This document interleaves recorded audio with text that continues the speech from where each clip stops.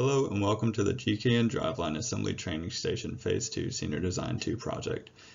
The team consists of Patrick Kennedy, Mitch Hoover, Bia Marisa, John Slade, Ryan Trevathan, Joshua Miller, and Blia Vang. Our faculty mentor is Dr. Yowell, and our industry supporters are Tim Nash, Richard Twally, and Michael Fisher. GKN has tasked the team with developing an assembly training station for their new employees. The training station is to be implemented into GKN's training process to allow a more tactile experience of assembling a BMW X5 differential for their new employees before they begin working on the assembly line. Requirements and specifications of the training station include that it must be light enough to be mobile, be engineered with safety as the #1 priority, implement a more complex HMI design, include a table to be mounted to the side of the station when not in use, have updated fixtures made from a plastic material, incorporate a redesigned mocktail bearing support and redesigned mounts, along with involving the use of shorter light curtains.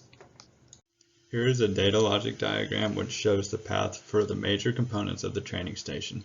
It is important to note that the safety switch is a central hub of communication for the station.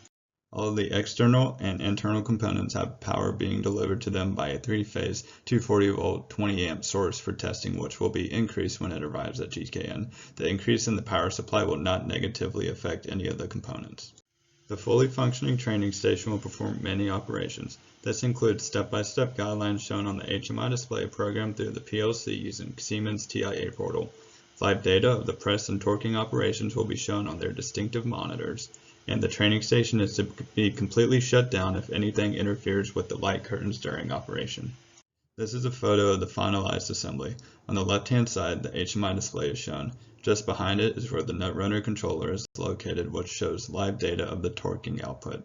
The Maxima screen is shown on the right side of the station, which is to display live data of the forcing output and extension of the press.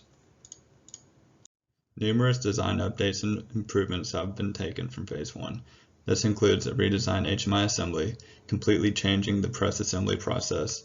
We mounted the adjacent side table to the side of the training station, updated the netrunner mounting provisions, the light curtain mounting provisions, along with finalizing the mounting provisions for the Kistler Maximas, the netrunner controller, and the control box.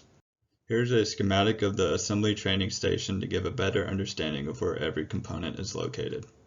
While the assembly training station is physically completed, some programming and troubleshooting still needs to be finalized.